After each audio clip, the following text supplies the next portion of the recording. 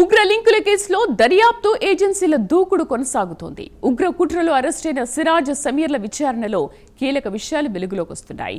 విజయనగరంతో పాటు దేశంలోని ఇతర రాష్ట్రాల్లో భారీ పేలుళ్లకు కుట్ర పన్నినట్లు తెలిసింది.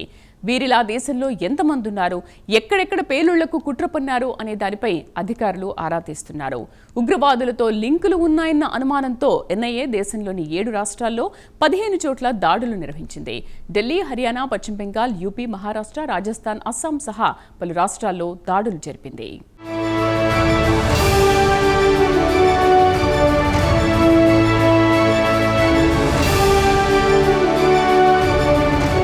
పాకిస్తాన్ నిఘా అధికారులతో సిఆర్పీఎఫ్ సిబ్బంది రహస్య సమాచారాన్ని పంచుకున్నారన్న ఆరోపణలపై జాతీయ దర్యాప్తు సంస్థ శనివారం 8 రాష్ట్రాల్లోని 15 ప్రదేశాల్లో సోదాలు నిర్వహించింది.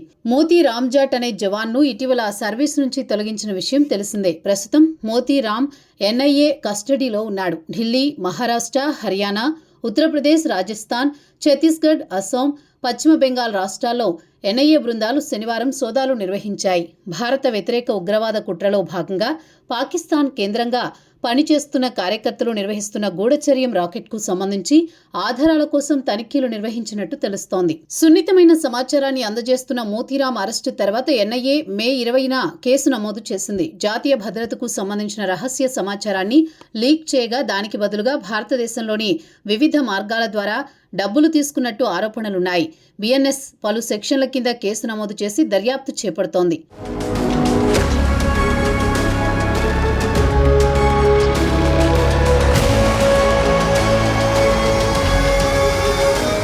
యూట్యూబర్ జ్యోతి మల్హోత్రా వ్యవహారం తర్వాత కేంద్ర ప్రభుత్వం అప్రమత్తమైంది. భారత్లో ఉంటూ పలువురు పాక్కు సున్నిత సమాచారాన్ని చేరవేసిన విషయాన్ని తెలిసిందే. ఈ క్రమంలో గూఢచర్యానికి పాల్పడుతున్న పలువురిని అరెస్ట్ చేసింది. పలువురు డబ్బు కోసం పాకిస్తాన్కు రహస్యాలు పంపగా మరికొందరు హనీ ట్రాప్లో పడి సున్నిత సమాచారాన్ని పంపుతున్నట్లు తేలింది. దేశ రక్షణలో ఉన్న సిఆర్పీఎఫ్ జవాన్ కీలక రహస్యాలు శత్రు దేశానికి చేరవేసినట్లుగా గుర్తించారు. 2023 సంవత్సరం నుంచి పాకిస్తాన్ నిఘా అధికారులకు సమాచారం అందిస్తున్నట్లు అధికారుల విచారణలో తేలింది.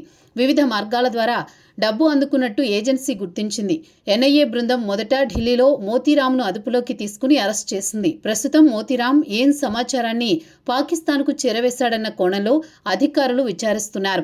భారత రాజ్యాంగంలోని సంబంధిత నిబంధనలతో పాటు సిఆర్పీఎఫ్ నిబంధనల ప్రకారం నిందితుడిని మే 21న సర్వీసు నుంచి సిఆర్పీఎఫ్ తొలగించింది. ప్రోటోకాల్ను ఉల్లంఘించినందుకు సర్వీసు నుంచి తొలగించినట్లు తెలిపింది. సిఆర్పీఎఫ్ ఈ విషయాన్ని తీవ్రంగా పరిగణించి దర్యాప్తు కోసం జాతీయ దర్యాప్తు సంస్థకు అప్పగించింది.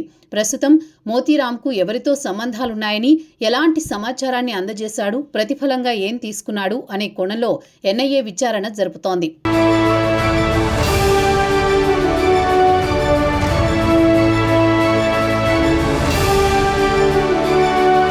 మరోవైపు ఉగ్రవాద సానుభూతి పరులు సిరాజ్ సమీర్ల విచారణ 2వ రోజు కొనసాగింది. ఎఫ్ఐఆర్లో పేర్కొన్న పలు అభియోగాలపై NIA anti terrorist squad ATS అధికారులు స్థానిక పోలీసులతో కలిసి దర్యాప్తు వేగవంతం చేశారు.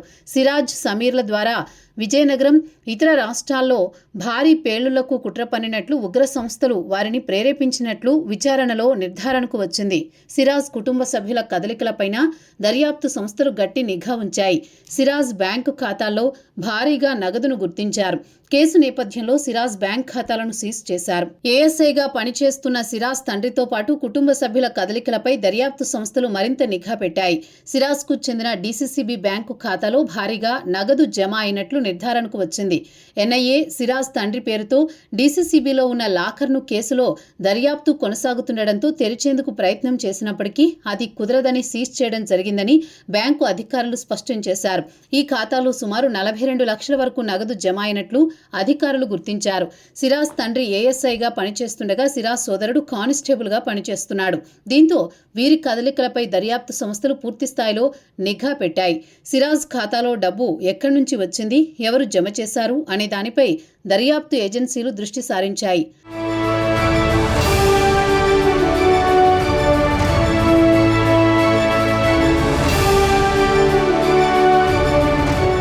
అనుమానిత నగదు లావాదేవీలు వెలుగులోకి రావడంతో కోల్కతాలో ఒక ట్రావెల్ కార్యాలయం సహా 3 ప్రాంతాల్లో ఎన్ఐఏ దాడులు జరిపింది.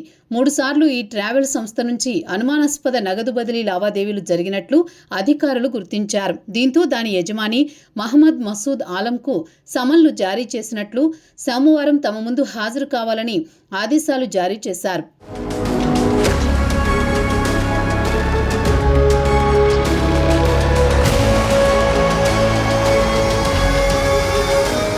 సిరాజ్ సమీర్లు తెలిపిన వివరాల మేరకు హైదరాబాద్లో ఒక బృందం సోదాలు నిర్వహించింది. సమీర్తో సిగ్నల్ యాప్లో టచ్లో ఉన్న వ్యక్తి ఇంట్లో కూడా సోదాలు నిర్వహించారు. హైదరాబాద్లో 4 చోట్ల ఎన్ఐఏ అధికారులు సోదాలు నిర్వహించారు. సిరాజ్ సమీర్కు టచ్లో ఉన్న వారి ఇళ్లలో తనిఖీలు చేసి అక్కడ కీలకమైన ఆధారాల కోసం వెతికారు. సమీర్తో కాంటాక్ట్లో ఉన్న వ్యక్తి ఇంట్లోనూ జాతీయ దర్యాప్తు సంస్థ అధికారులు సోదాలు నిర్వహిస్తున్నారు. వీరితో టచ్లో ఉన్నవారు ఎవరు, వీరి వెనుక ఉండి నడిపించింది ఎవరన్న దానిపై అధికారులు ఆరా తీస్తున్నారు. ఎంతమంది ఈ ఆపరేషన్లో పాల్గొన్నారన్న దానిపై ప్రధానంగా అధికారులు ఫోకస్ చేశారు.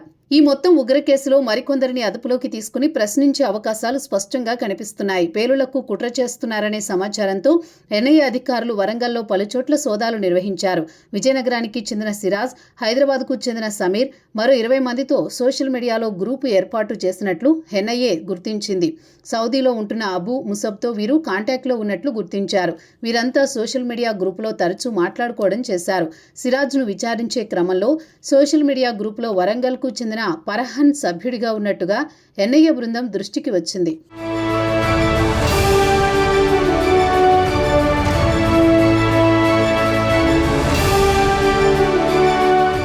గూఢచారి ముఠాకు సంబంధించిన మరిన్ని వివరాలు తెలుసుకునే ముందు ఎన్ఐఏ భారీ ఎత్తున సోదాలు నిర్వహిస్తోంది. పాకిస్తాన్ గూఢచర్యానికి ఎవరెవరు సహకరించారు అనే కోణంలో లోతైన దర్యాప్తు జరుపుతోంది. దాడులను ముందుగా పసిగట్టడమే కాదు, వాటిని ధీటుగా ఎదుర్కొనేందుకు భద్రతా వ్యవస్థ సిద్ధమైంది. యావత్ భారతావనిని కదిలించి దేశ అంతర్గత భద్రతపై అనుమానాలు రేకెత్తించిన పహల్గాం మూలాలను ఛేదిస్తే వెల్లడయ్యే చేదు నిజాలను శోధిస్తోంది. ముష్కరులు మరోసారి భారతావని వైపు చూడకుండా చర్యలు చేపడుతోంది. అందుకోసం భారత్లో ఉండి వారికి సహకరిస్తున్న ఇంటి దొంగలను ఉచ్చుబిగిస్తోంది.